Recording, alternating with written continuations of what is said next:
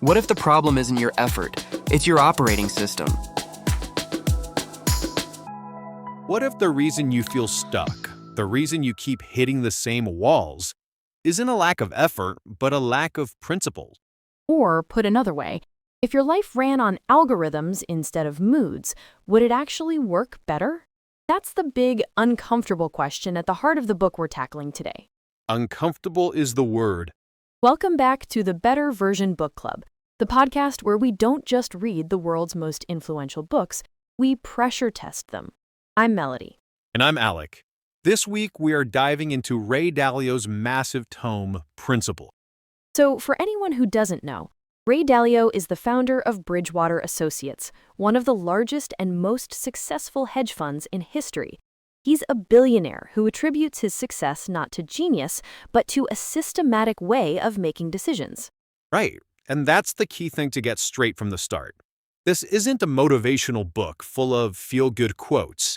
It's a manual for building decision systems. It's dense, it's repetitive, and it reads like an operating system for a human. Exactly. The book is split into two parts: his life principles, which are about how to think, and his work principles, which are about how to build effective teams and organizations. We're going to focus on the big ideas that cut across both. Starting with the one that gets all the attention. And we have to acknowledge this book is a beast. It's physically huge, and its reputation is even bigger. It's one of those books people either swear by or immediately dismiss as corporate dogma. So let's get into the core ideas. What's the first big principle that people need to understand? Right. Core idea number one, radical truth and radical transparency. The basic premise is that the biggest barrier to good decision-making is your own ego and your blind spots. Dalio's solution is to create an environment where truth is valued above all else, even if it's uncomfortable. That's the friction, isn't it? He tries to solve this with data using believability scores for employees, but it can easily become a system that reinforces existing power structures and discourages dissent from junior members of a team. It can feel very dystopian.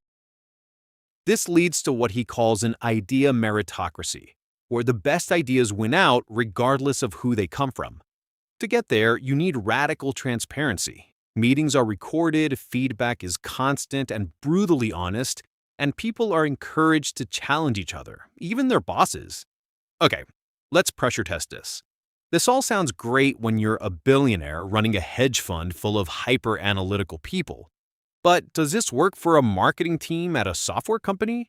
Or in a marriage? Can you tell your partner with radical transparency that their new haircut is suboptimal? That's the million-dollar question. And the answer is probably not in its purest form. But I think the spirit of it is what matters. The core equation he presents is pain plus reflection equals progress. The pain is hearing hard truths. The reflection is getting over your ego's reaction and asking, is this true? So it's not about being a jerk. It's about building a culture where feedback isn't seen as a personal attack, but as a tool for improvement. Exactly. It requires immense psychological safety and a shared mission. It's less about adopting Bridgewater's exact practices and more about asking, are we defaulting to being nice instead of being honest? And is that niceness actually holding us back? You know, when you reframe pain plus reflection, it's really a system for building psychological resilience. It's not just about business outcomes. It's about metabolizing setbacks into strength. It reminds me of post-traumatic growth or the way athletes use deliberate practice. They focus on the specific movements that are painful or difficult, and that's how they improve. But that requires a very specific environment and a high degree of personal discipline. Outside the Bridgewater pressure cooker, what's the line between productive reflection and just obsessive rumination? How do you know you're not just creating a mistake journal that fuels anxiety? Constantly cataloging your failures sounds emotionally exhausting. That's a fair point. The key is to focus on the progress part of the equation, not just the pain. Let's take a very 2026 example. Say you're a marketing manager and a project you've been working on for months gets canceled because a new AI can now do the core task better and faster. The pain is obvious, the feeling of being made obsolete. The unproductive response is to just feel bad about the canceled project. The reflection Dalio would demand is diagnosing the real problem. Not that your project failed, but that your skills are becoming a commodity.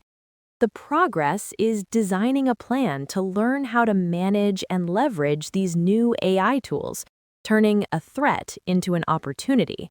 And let's bring this into 2026. In a world of remote and hybrid work, transparency gets even more complicated. You don't have the same social cues. A bluntly worded Slack message can land very differently than a direct comment in a meeting room. That's a very 2026 problem. With so many teams being remote or hybrid, the transparency can feel like surveillance if it's not handled carefully. Think about AI-powered performance monitoring, which is becoming more common. It can track your output, your communication patterns, everything. That's a form of radical transparency, but it can also be incredibly invasive. And the tricky part is that surveillance doesn't just change behavior, it changes psychology. People stop experimenting, they stop taking risks, they start optimizing for the metric instead of the mission. Which is funny because that's the opposite of truth. It's just theater for the dashboard. Exactly. So if someone tries to apply Dalio's ideas in 2026, they have to separate transparency that improves decisions from transparency that just improves control. Dalio's answer would be that the AI is just a tool to gather data. The principle isn't trust the AI.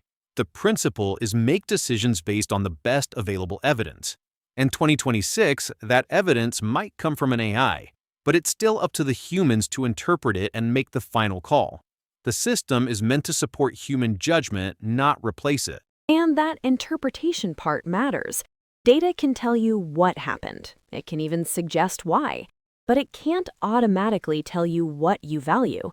It can't decide what trade-offs you're willing to make. Okay, I can see that. It's a spectrum, not a switch.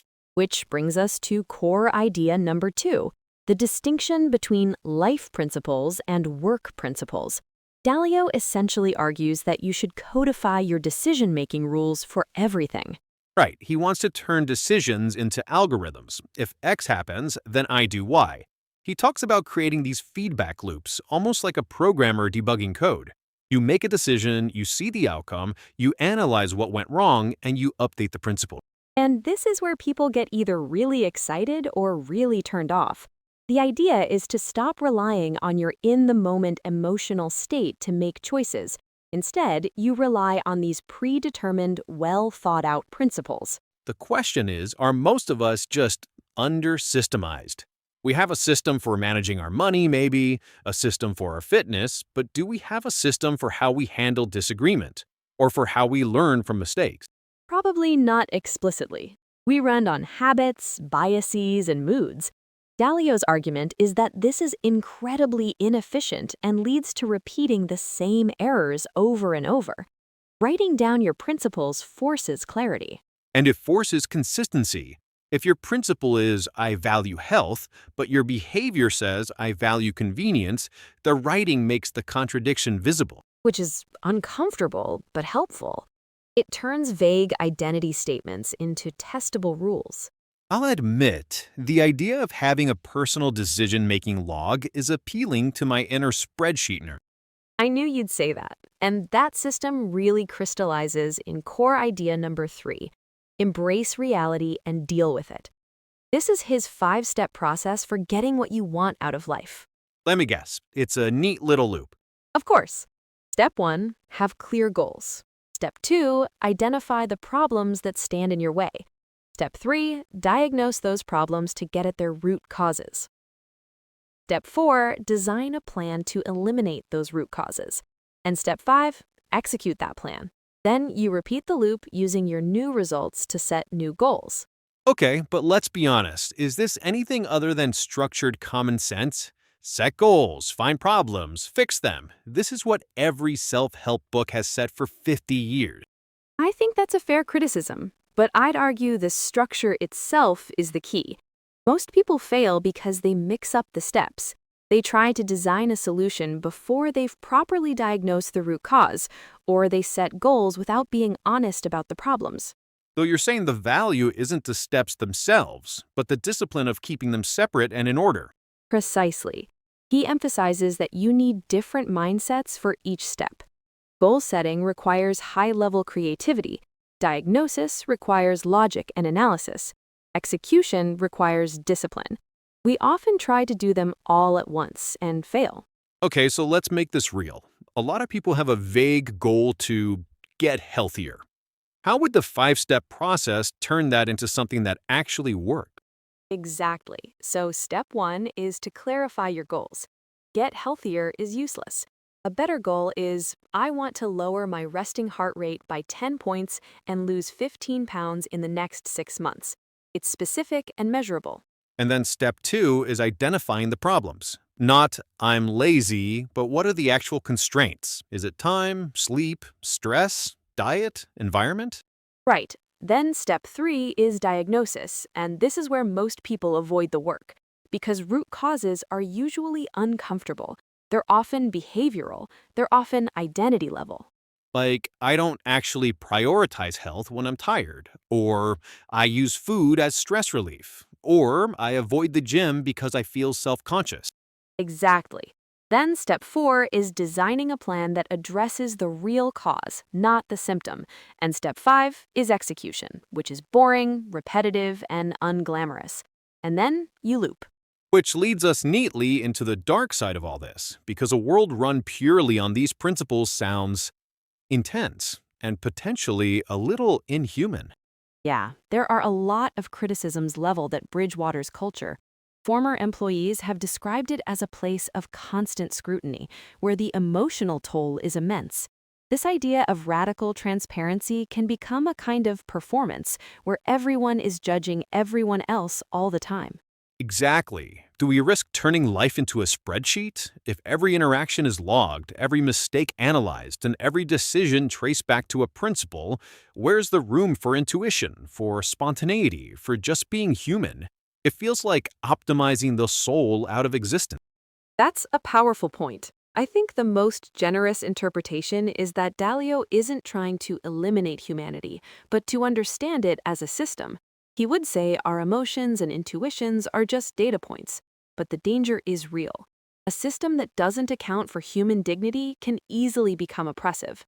And it assumes everyone is playing the same game, with the same goal of objective truth, which is a big assumption. It is, and that makes it a fascinating lens for our current moment. Let's talk about its modern relevance. We're in 2026. Companies are obsessed with data-driven decisions. Founder culture often valorizes this kind of hardcore systematic thinking. AI is literally built on principles and algorithms. And that ties into another one of his big and, frankly, most controversial ideas, the concept of believability-weighted decision-making. You can see Dalio's ideas everywhere. Every tech company wants to be an idea meritocracy.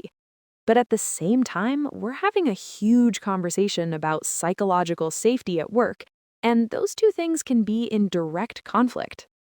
Yes, the idea that not all opinions are created equal. He argues that you should weigh people's opinions based on their track records and credibility in a particular area. So if you're making a decision about a medical issue, a doctor's opinion is worth more than a random person. Right. Is radical candor just a license to be a bully if the culture isn't mature enough to handle it? I think in a world that's getting more complex and polarized, having a clear set of personal principles might be more important than ever.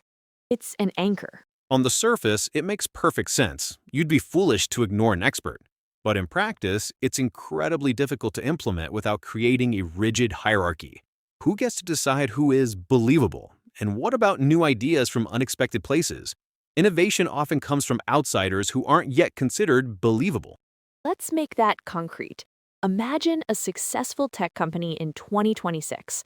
All the believable people are, by definition, the senior engineers and product managers who have a decade of experience in the current dominant tech stack. Their track record is proven. And the incentive becomes protect the stack you're already good at, protect the worldview that made you believable in the first place. Exactly. Meanwhile, the next wave, a junior engineer or someone cross-trained in a new AI paradigm, might see an obvious shift coming, But their believability score is low, so their idea loses before it even gets a fair hearing. which creates a weird outcome. A system designed to surface truth can accidentally filter out the future. That's the paradox. Expertise is valuable until it becomes a moat around the status quo. And it's not just companies. Individuals do this too. My principles are can become a way to avoid updating your worldview. Principles as identity armor. Exactly. Which brings us to the anchor versus cage question. An anchor or a cage. If your principles aren't allowed to evolve, you just become rigid.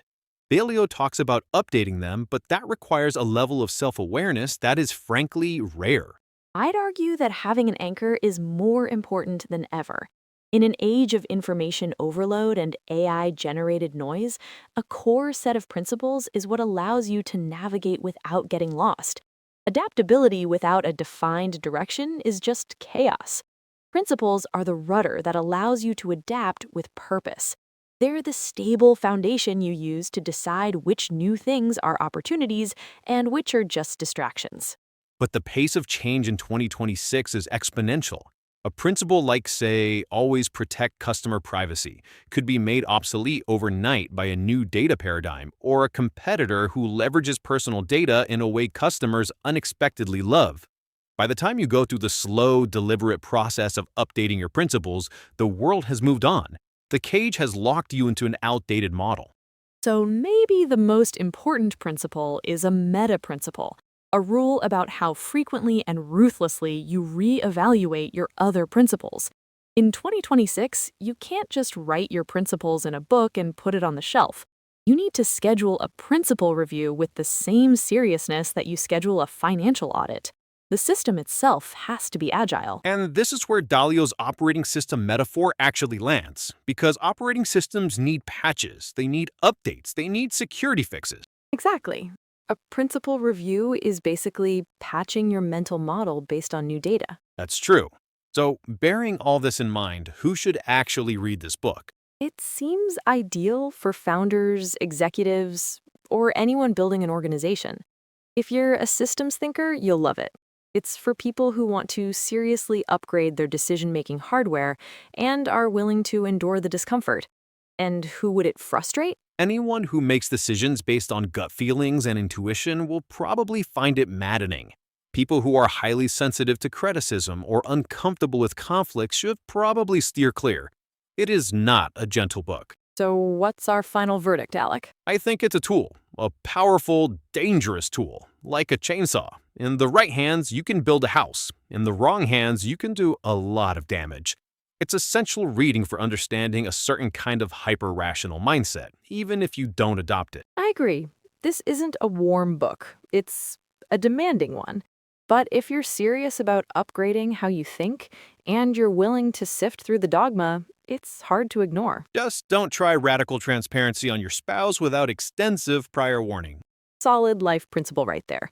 If you enjoyed this breakdown, subscribe to the Better Version Book Club, because the goal isn't to read more books, it's to think better after you do. And to avoid becoming a robot. We'll see you next time. Think better. Design better principles.